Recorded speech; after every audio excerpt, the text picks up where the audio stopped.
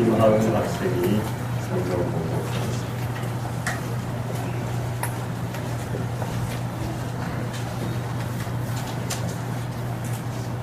하나님 말씀은 출애굽기 20장 12절에서 17절 말씀입니다.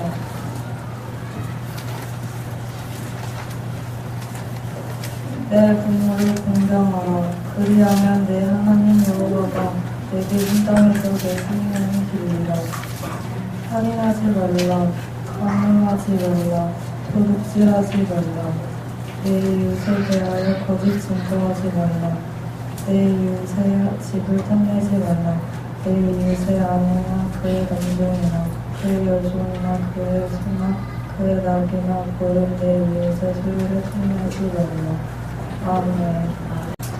어느 가정에 아내가 건강했어요. 그런데 몸이 안 좋아서 병원에 갔더니 말기인 거. 더 이상 손을 쓸 수 없을 정도로 암세포가 온몸에 집에 왔습니다. 근데 남편이 지금 정성으로 간호를 합니다. 잠든 아내를 손도 주물러주고 다리도 주물러주고 이렇게 주물러주다가 아이고 여보, 당신 먼저 죽으면 나는 어떻게 살라고. 아이고 여보 미안해, 이럴 줄 알았는데 좀 잘할걸, 여보 사랑해, 그랬답니다. 그랬더니 누워있던 아내가 벌떡 일어나더니 그 얘기 진작 좀 하지. 하나님 우리를 서로 사랑하고 위로하고 서로 위해주고 그러라고 가정을 주셨는데 그렇지 못했다. 가정은 하나님이 주신 겁니다. 사랑의 공동체입니다. 이 가정이 하나님은 에덴과 같이 그런 기쁘고 즐겁고 행복한 가정이 되기를 원하십니다. 그리고 이 가정에 질서를 주셨습니다. 무조건 그냥 기쁘고 좋고 즐겁고만 하라는 게 아니라 질서 가운데 서로 사랑하고 행복하라고 가정에 질서를 주셨습니다. 부부 간의 질서가 있어요. 서로 존경하고 사랑해야 됩니다. 부모 자녀 간의 질서가 있습니다. 부모는 자녀를 격려하고 지지하고 사랑으로 양육해야 됩니다. 자녀는 부모님을 공경하고 순종해야 됩니다. 오늘 12절 말씀입니다. 내 부모를 공경하라. 우리가 잘 아는 10계명인데 그 전에 첫 번째부터 네 번째 계명까지는 하나님에 관계된 거예요. 하나님을 사랑하라는 겁니다. 하나님을 경외하라는 겁니다. 그 다음에 5번째부터 10번째까지는 그 하나님의 사랑을 잘 이어받아서 이웃을, 옆에 있는 사람들, 가족을 사랑하라. 근데 이 이웃 사랑의 첫 번째 계명, 10계명 중에는 5번째 계명이 바로 부모를 공경하라. 큰 의미가 있는 겁니다. 모든 이웃 사랑의 출발이 첫 번째가 부모 공경이다. 그런데 이 각 계명을 보면 그 고유한 가치를 갖고 있어요. 무조건 하나님이 그렇게 해, 그런 게 아닙니다. 6번째, 살인하지 말라 하는 거는요, 생명이라는 가치를 해하지 말라. 생명은 너무나 소중한 거기 때문에 그 생명을 손상시키지 말라는 거예요. 생명은 소중하다는 겁니다. 내 생명도 소중하고 남의 생명도 귀하다는 겁니다. 그래서 살인하지 말라는 거예요. 생명이 귀하기 때문에. 그 다음에 도둑질하지 말라. 이거는 노동의 신성한 가치를 손상시키는 겁니다. 도둑질은 자기가 노동 안 하고 남의 게 훔치는 거 아닙니까? 남의 걸 그냥 가지는 거잖아. 자기가 그걸 갖기 위해 수고하고 땀 흘리진 않아요. 물론 밤에 담 넘는 수고쯤은 하겠지만 그건 수고가 아니죠. 그걸 수고라고 할 수는 없죠. 그런 수고는 안 해도 됩니다. 하나님은 우리 모두 각자가 본인이 흘려야 될 땀의 분량만큼 흘리고 거기에 소득의 잔을 마시고 살게 하셨는데 일해야 되는데 정신노동을 하든 육체노동을 하든 해야 되는데 아무것도 안 하고 남이 수고해서 갖추어 놓은 것을 몰래 훔쳐서 살아가는 것, 노동이라는 하나님이 우리 일하라고 하신 그 이 중요한 삶의 가치를 손상시킵니다. 그래서 도둑질하지 말라는 겁니다. 간음하지 말라 그랬죠. 순결이 귀하기 때문에. 영도 순결해야 되고 마음도 순결해야 되고 몸도 순결해야 됩니다. 하나님 그걸 기뻐하셔요. 순결이라는 자체가 귀하다는 말입니다. 그러므로 간음하지 말라는 거예요. 그 다음에 거짓 증거하지 말라. 정직하게 사는 것 자체가 하나님이 볼 때 너무 소중하다는 겁니다. 사람들은 모릅니다. 뭘 그렇게 정직해서 뭐하냐? 손해만 보지 바보나 안 되면 다행이지. 세상이 점점 그렇게 되어가지고 흰 거짓말, 검은 거짓말, 거짓말이 난무하는 사세입니다. 자기를 속이고 남을 속이고 하나님을 속이고 삽니다. 많은 사람들이 거짓 속에 살아가요. 그런데 하나님은 그거 싫어하죠. 귀하게 보지 않습니다. 어떤 상황이든지 정직하게 사는 걸 하나님은 귀하게 보셔요. 정직하는 거 사는 것 자체가 소중한 가치가 있는 거예요. 여러분 그 가치를 빼앗기지 마시기 바랍니다. 여러분 손에 비싼 금가락지 안 빼앗기자. 내 손가락을 잘라같이 빼앗기지 않으리라. 꼭 쥐고 살지 않습니까? 정직이 그와 같다는 겁니다. 내 손가락에 끈 금가락지보다 더 값어치가 나고 귀한 게 바로 정직이라는 거예요. 이 정직을 마귀한테 뺏기면 안 돼요. 거짓말쟁이들한테 휘둘러서 같이 거기 가담하면 안 됩니다. 이 세상에 뺏기면 안 돼요. 하나님 나는 어떻게 하든지 거짓말하지 않고 나를 속이거나 남을 속이지 않고 정직하게 살겠습니다. 가치가 있다는 거예요. 하나님 그 귀하게 보신다는 겁니다. 그 다음에 10번째 계명이죠. 이웃의 소유를 집이나 아내나 모든 소유를 가축이나 탐내지 말라. 이거는요 자족하는 삶의 가치를 훼손합니다. 자족하지 못하니까 자꾸 남의 걸 탐내거든요. 사람이 남들보다 많이 못 가져도 내게 주신 걸 감사하고 거기에 그냥 자족하고 만족하고 살아가는 거 이게 귀해요. 하나님 그걸 기뻐하셔요. 참 잘했다 그럽니다. 근데 자족하지 않는 사람이니까 자꾸 남에게 보여요. 내게 있는 거는 주신 건 별거 아니고 별로고 남의 건 뭐 더 좋은 거 자꾸 탐을요. 하나님 나도 저거 좀 주시죠. 우리가 소원을 갖고 하나님 건강 주세요, 물질 주세요, 자녀 잘 나게 해주세요, 좋은 배우자 만나게 해주세요 아멘 할 때까지 하여튼 좋아요. 하나님 마음에 소원을 두고 행하게 하신다 그랬어요. 마음껏 구하세요. 하나님 주십니다. 그러나 소원을 구하는 것과 탐내는 것 다른 거예요. 자꾸 비교하고 탐내고 그것 때문에 불평하고 감사하지 못하는 삶은 자족하는 이 고귀한 삶을 스스로 빼앗기는 거예요. 자족할 때 여러분 그런 사람 보면은요 좀 가난해도 좀 몸이 약해도 좀 이렇게 세상적으로 크게 뭐 대단한 게 없어도 어떻습니까? 그런 사람 보면 여러분도 기쁘지 않습니까?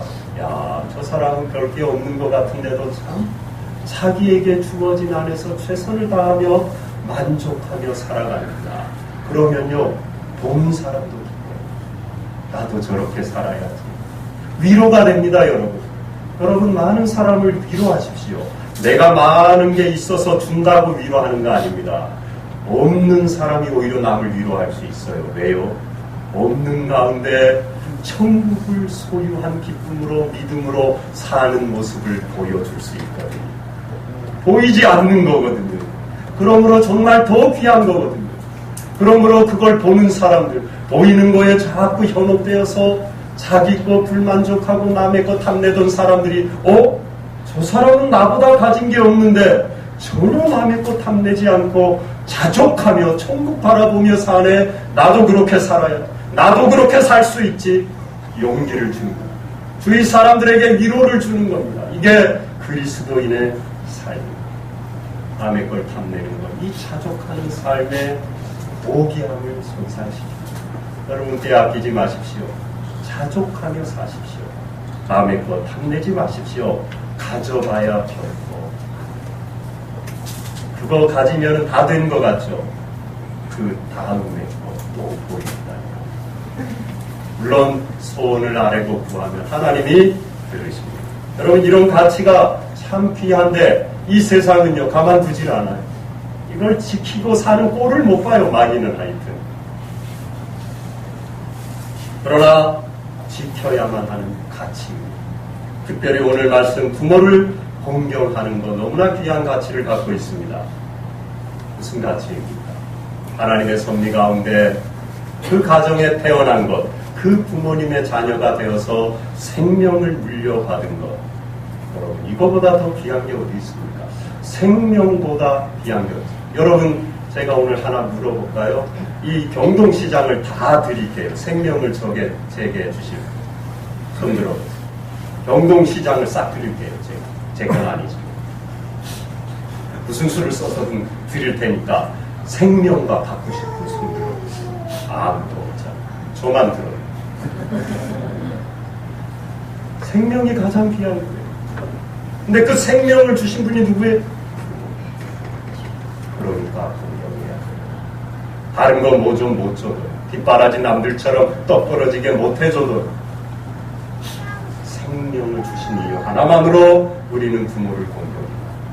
귀하게 알아야 됩니다. 함부로 하면 안 되는 겁니다. 부모님을 공경하지 않는 건요, 그러므로 자기 생명을 부정합니다. 부모님이 내게 생명을 주셨는데 그 부모님을 공경하지 않는다? 내 생명을 스스로 우습게 하는 거예요.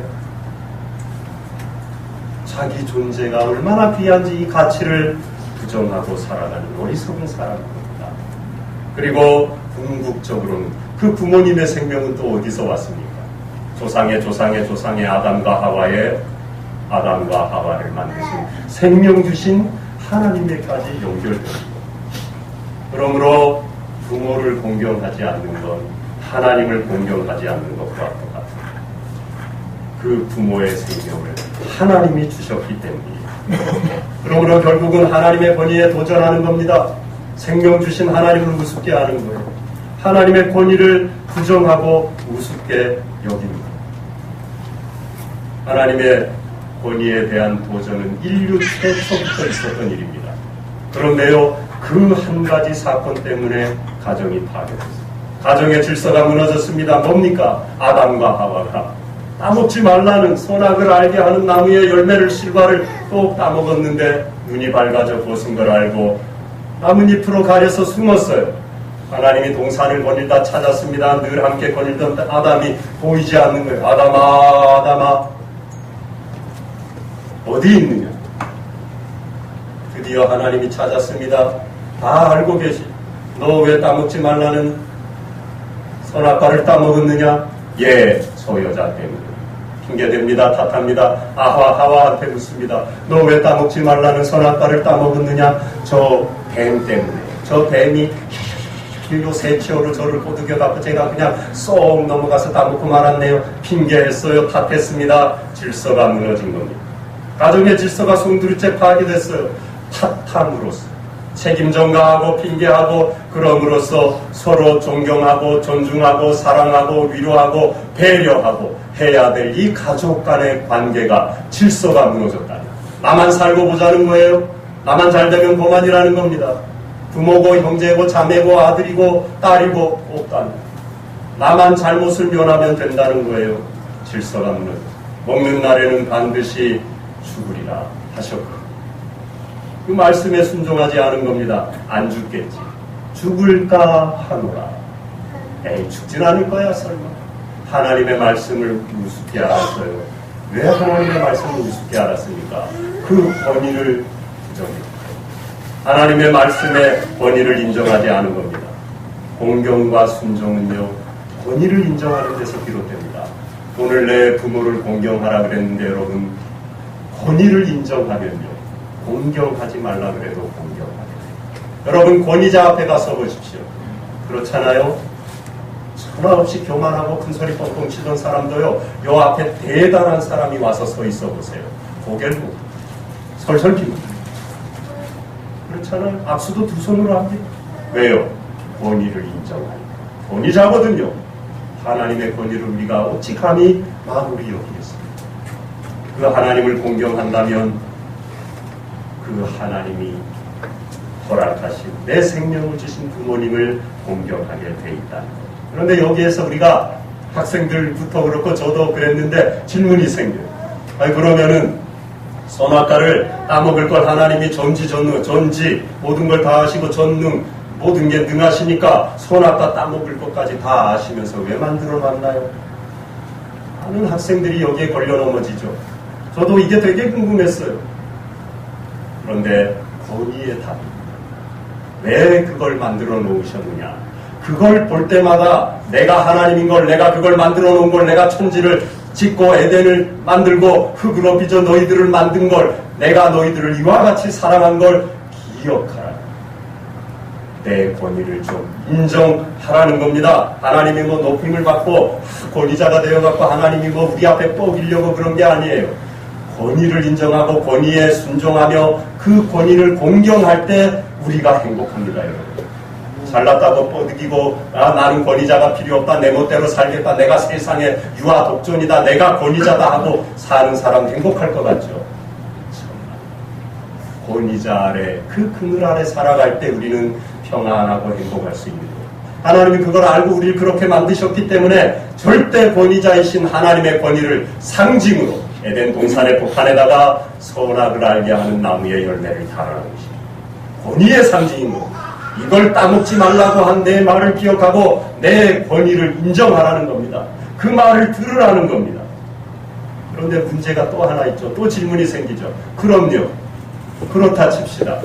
그러면 하나님이 그렇게 다 하셨으면은 아니 따먹고 타락해갖고 멸망당하고 에덴에서 쫓겨나고 지옥 백성 될 것까지 다 하셨을 텐데 안 따먹게 거기 접근을 못하게 금지 명령을 내려놓거나 거기 뭐 철망을 쳐놓거나 그 과일의 냄새가 나쁘게 나서 쳐다보기도 싫게 해놓거나 아니면 우리를 로봇처럼 만드셔갖고 따먹고 싶다가도 에이 안 따먹을래 이렇게 입력을 좀 해놓으시지 왜 자유의지를 주셔가지고 왜 우리에게 선택권을 주셔가지고 그걸 따먹게 했습니까? 다 아시면서 하는 이 질문이 생깁니다. 그 답은 이겁니다. 하나님은 인격적인 사랑의 관계를 원하십니다. 앵무새처럼 I love you, I love you 누가 입력해준 거 뜻도 모르고 I love you, I love you 이렇게 하는 사랑의 관계를 원치 않은 겁니다. 인격적으로 자발적으로 우리 의지의 선택으로 하나님 사랑합니다. 하나님의 권위를 인정합니다. 공경합니다. 존중합니다. 하나님 말씀대로 따먹지 않겠습니다. 왜요? 하나님이 권위자십니다. 저는 하나님의 그 권위의 그늘 아래 살아가야 될 존재니까 따먹지 않겠습니다 하는 이 고백, 인격적인 고백, 자발적인 사랑의 관계를 원하십니다. 그래서 그거를 달아놓으십니다. 하나님은 인격적인 자발적인 사랑을 원하실 뿐만 아니라 우리를 먼저 그렇게 사랑하셨습니다. 그리고 우리도 하나님을 그렇게 사랑하라고 1계명부터 4계명까지 말씀하십니다. 나 외에 다른 신을 두지 말라, 새긴 우상을 만들지 말라, 여호와의 이름을 망령되게 부르지 말라, 안식일을 기억하여 거룩히 지키라. 1, 2, 3, 4계명이에요. 한마디로 뭡니까? 내 권위를 인정하라는 거예요. 안식일을 기억하라는 게 뭡니까? 하나님을 기억하라는 겁니다. 하나님의 이름 함부로 부르지 말라는 겁니다. 하나님의 권위를 함부로 입에 담지 말라는 겁니다. 다른 신 섬기지 말라는 거예요. 내 권위를 좀 인정하라는 겁니다. 우상을 만들어 놓고 내 권위를 우상단지와 같은 그 하잘것없는 것과 맞바꾸지 말라. 한마디로 말하면 권위를 인정하라는 거예요. 내가 창조해진 것을, 내가 천지를 만드는 것을, 내가 너희를 사랑하는 것을, 내가 너희를 구원한 것을, 아들을 주기까지 사랑한 그 권위를 인정하라는 겁니다. 사랑과 공경은요, 해야지 한다고 되지 않아요. 따라해 보시죠. 권위를 인정하면 공경하게 된다. 여러분, 권위를 인정하십시오. 부모님의 권위, 어른의 권위, 하나님의 권위를 인정하십시오. 그런데 이 권위는 어디에서 옵니까, 여러분? 목소리 깐다고 권위롭나요?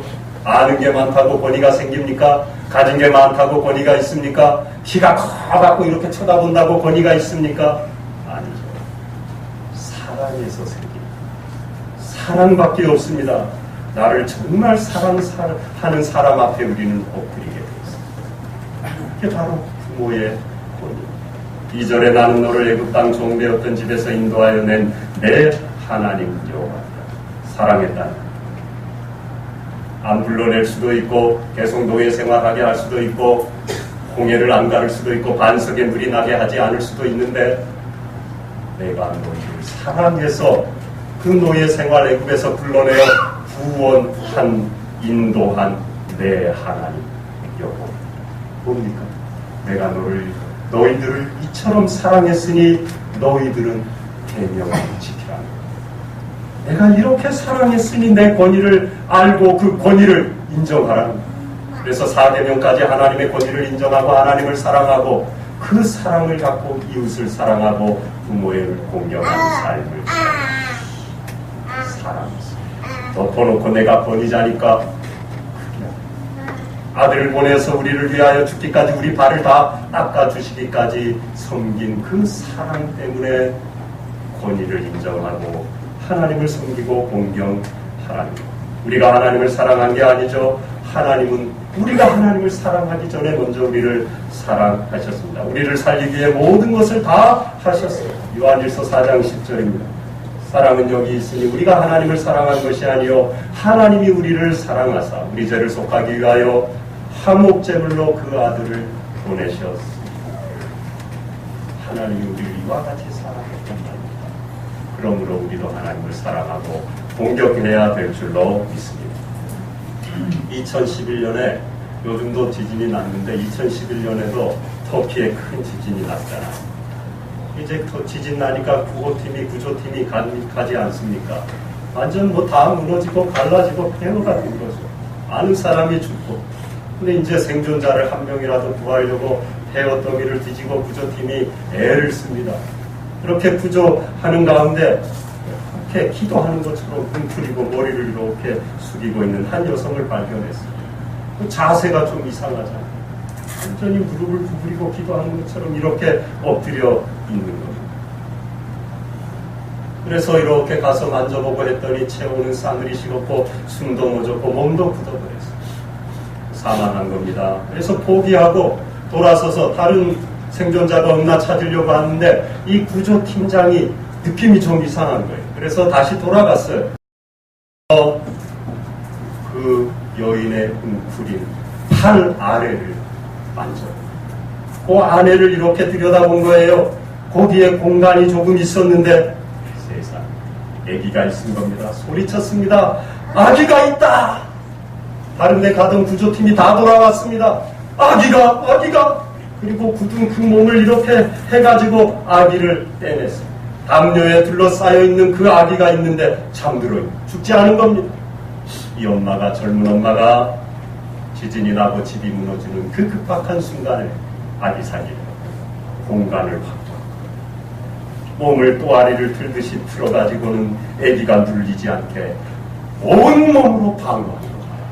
무너져 내린 무거운 콘크리트 같은 거를 몸으로 다 방어하고 자기는 죽고 아기를 살린 거예요. 근데 그 담요에 휴대폰이 툭 떨어지고 그 휴대폰을 켜봤더니 거기에 이렇게 쓰여있는 겁니다. 문자가 기록되어 있었어요. 아가야, 만약 너가 생존하거든 엄마가 너를 사랑한다는 것을 기억해야 한다. 이렇게 써있었어요. 그 문자를 본 구조팀은 그 자리에서요 울음을 멈출 수가 없습니다. 여러분, 부모님의 사랑, 어머니의 사랑, 하나님의 사랑. 신은 모든 곳에 계실 수 없기에 그곳에 어머니를 두셨다. 그런 말이 있습니다. 신은 모든 곳에 계실 수 없기에 그곳에 어머니를 두셨다. 사랑. 하나님의 사랑을 대신할 것 같이 우리를 사랑하는 어머니의 사랑, 부모님의 사랑입니다. 하나님의 사랑입니다. 퍼주어도 또 주고 싶은 생명까지 주어도 아깝지 않은 게 부모의 사랑, 어머니의 사랑입니다. 자기의 목숨을 바쳐 우리를 살리신 주님의 사랑입니다. 십자가의 죽으심으로 나를 살리신 예수 그리스도의 사랑입니다. 여러분, 이 사랑이 오늘도 우리를 살게 하는 겁니다. 이 사랑이 우리에게 생명을 준 겁니다.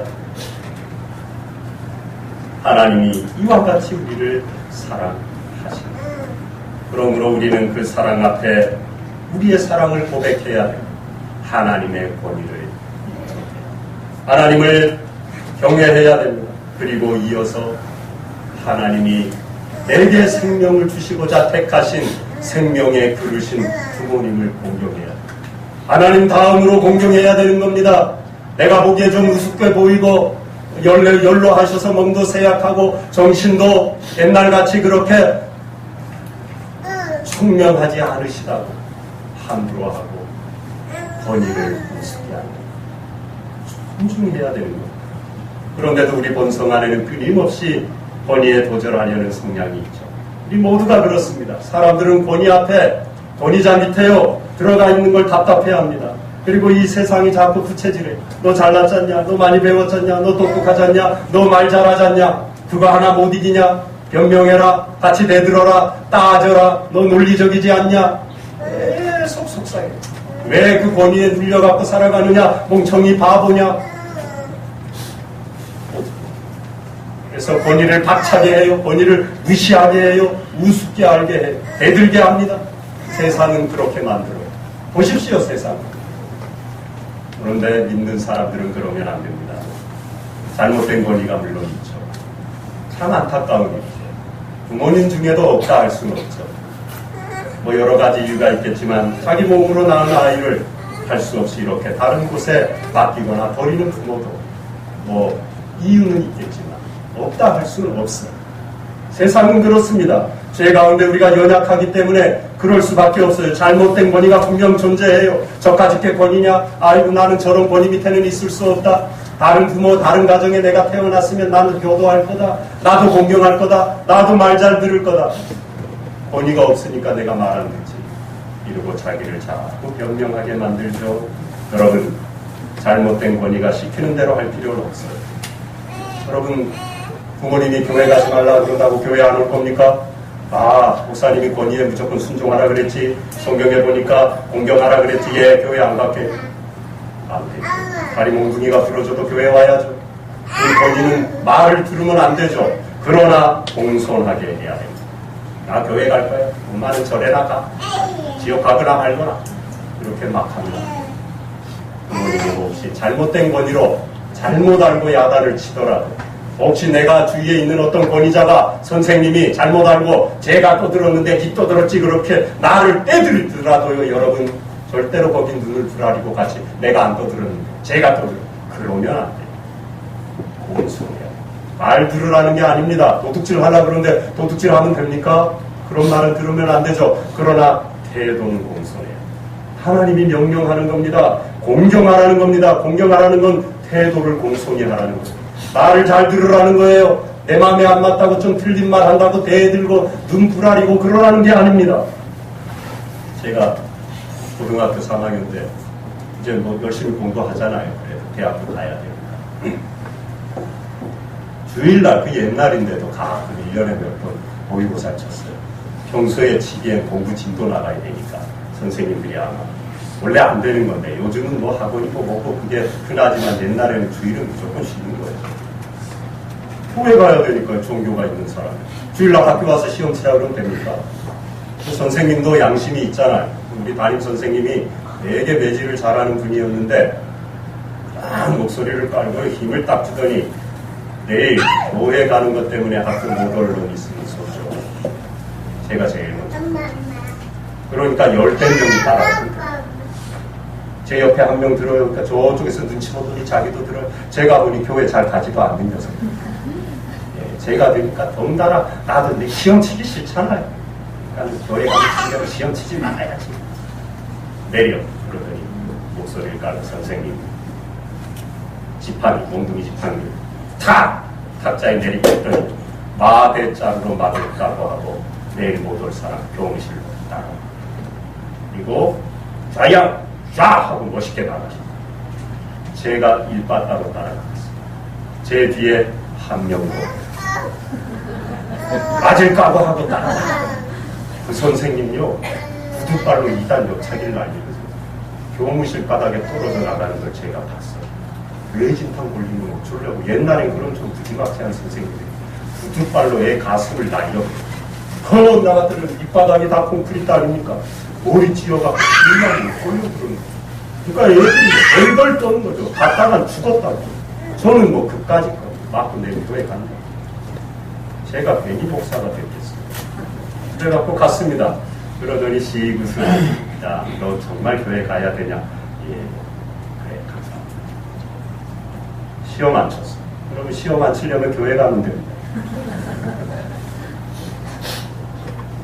순종하면 안 돼요. 잘못된 권위, 잘못된 명령에는 그대로 따르면 안 되죠. 그러나 태도는 공손해야 돼. 내 종교자인데 내가 교회 가는 거 선생님이 뭐라 가라 마라 눈을 부라리고 씩씩거리고 코끼리 들락날락하면 아마 마대자루로 죽으라고 제가 얻어맞았어요. 내 고개 숙이고 그냥 맞을까봐 하고 따라갔어요. 조용히 부르시더니 갔다 오라. 그래서 잘 다녀왔습니다. 여러분, 잘못된 권위가 있는 게 사실. 그러나 잘못된 권위라고 해서 함부로 하면 안 돼요. 그건 하나님의 말씀이 아니에요. 학교에서 늦게 왔어요. 부모님이 걱정됩니다. 10시, 11시에 왔습니다. 밥 먹었냐? 그건 알아서 뭐하냐. 굶어도 내가 굶지. 엄마가 굶어? 밥 줄 거야? 길 조심해라. 신호등 잘 보고 다녀라. 내가 애야. 응? 내가 애냐? 잔소리 좀 그만해. 나 눈 달렸거든? 그러지 마십시오. 애 맞죠, 여러분? 애 맞잖아요. 부모가 보기에는 70, 80이 돼도 애라니까. 예, 저는 애입니다. 그러십시오. 그 다음에 부모님이 잘 몰라서 옛날 말 많이 하시잖아요. 옛날에는 뭐, 보릿고개가 어떻고, 아이고, 지금 시대가 어떤데. 엄마, 아빠하고는 말이 안 통해. 나 말 안 하지. 시대가 어느 시대인데, 보릿고개 얘기하고 하니.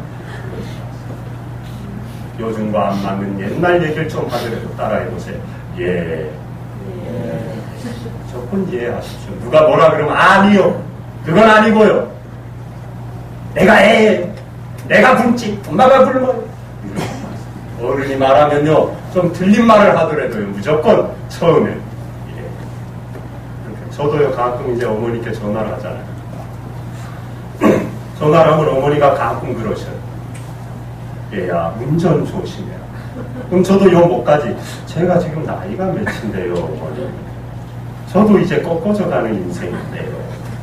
언제까지 그러실랍니까? 이 말이 요까지 나올 때가 있어요. 한 번도 안 해봤어요. 예, 조심할게요. 잘했죠? 그래야 됩니다. 예, 조심할게요. 그래 놓고는 조심 안 해. 내 마음대로 해요.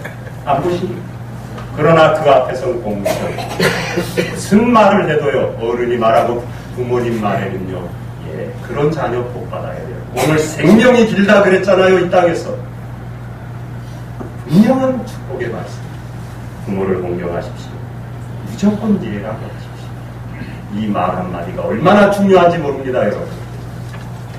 권위를 인정하고 공경하는 건 말을 잘 듣는 겁니다. 다른 거 아니에요. 그냥 말 잘 들으면 돼요, 여러분.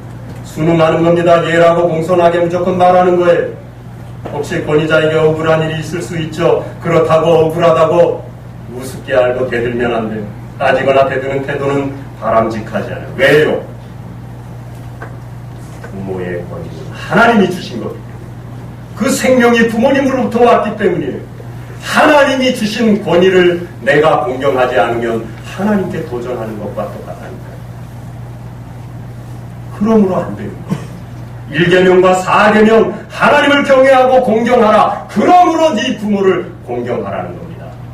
갑자기 그냥 할 일이 없어갖고 어버이날이니까 가정의 달이니까 부모 공경하라는 게 아니에요. 내가 너희를 애국에서 불러내어 이렇게 구원하고 사랑했듯이 너희에게 생명을 주고 사랑하는 부모를 공경하라는 겁니다.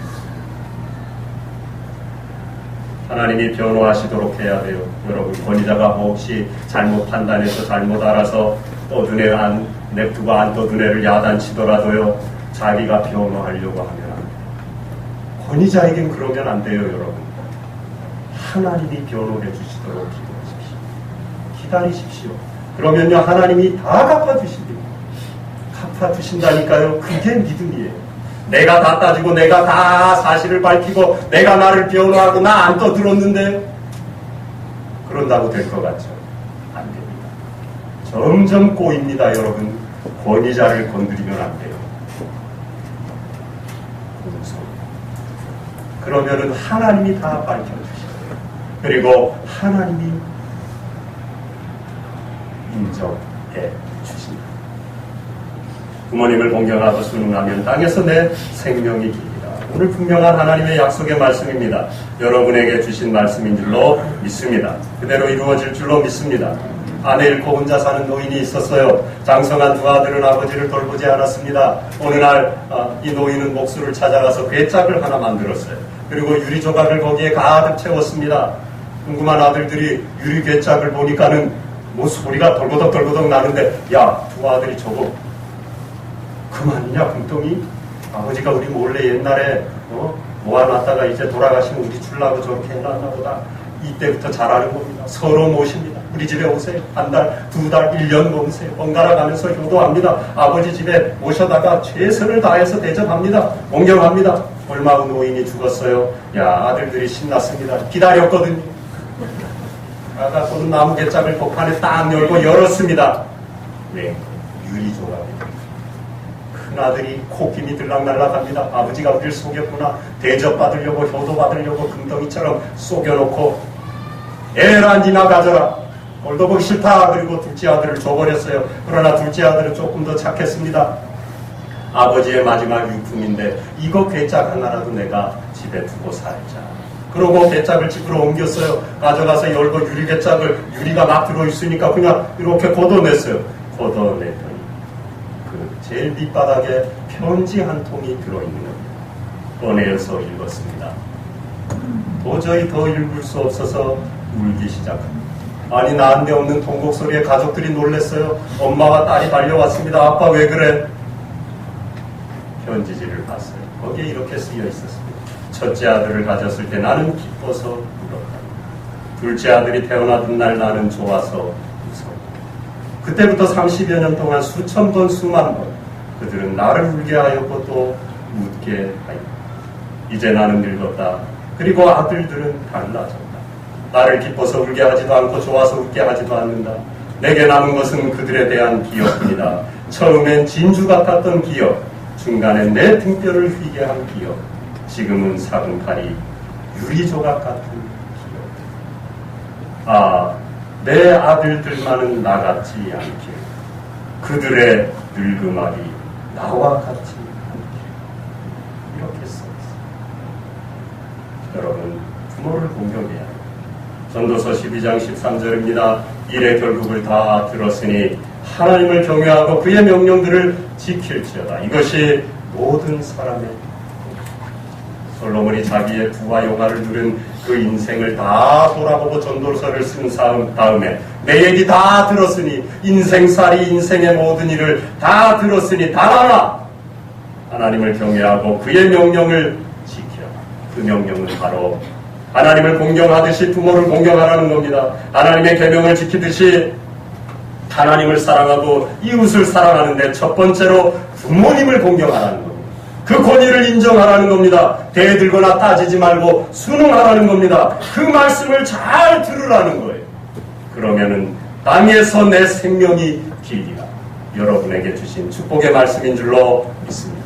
기도하겠습니다. 하나님 아버지 감사합니다. 가정의 달 주시고 어버이 주일을 허락하신 것 감사합니다. 내 부모를 공경하라고 하셨는데 하나님이 우리를 사랑하듯이 그와 같이 사랑하심으로 우리에게 생명을 주시고 희생하고 사랑하심으로 참된 권위를 주셨사오니 부모에게 주신 그 권위를 인정하고 순응하고 공경하며 말 잘 듣는 하나님을 사랑하는 그 사랑과 공경으로 부모님께 공경하는 주사랑의 모든 교우들 되게 하여 주시옵소서. 그래서 땅에서 내 생명이 길리라 하신 그 축복을 받아 누리는 자녀들 가정 다 되게 하여 주시옵소서. 하나님의 권위가 부모의 권위가 바로 세워지는 사랑의 질서가 온전히 자리매김하는 가정들 다 되게 하여 주시옵소서. 예수님 이름으로 기도하옵나이다. 아멘.